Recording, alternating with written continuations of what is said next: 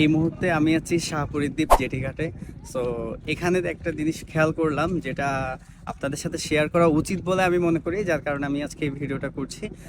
অনেক ট্যুরিস্ট কিছু miss information নিয়ে এই শাহপুরীর দ্বীপে চলে আসছে যে তারা এখান থেকে হচ্ছে সেন্ট মার্টিন যাবে।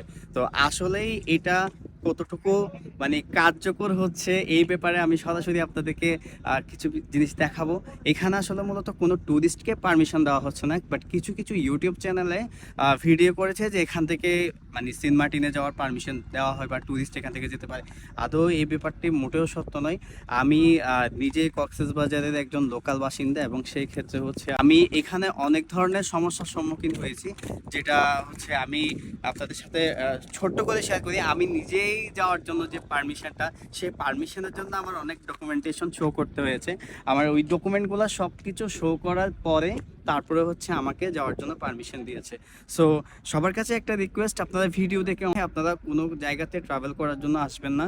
সো এই ব্যাপারগুলো একটু খেয়াল রাখবেন, আর হচ্ছে সব সময় চেষ্টা করবেন অথেন্টিক ট্রাস্টেড কোনো পার্সনের কাছ থেকে নিউজ নিয়ে আপনারা ট্যুরে আসার জন্য।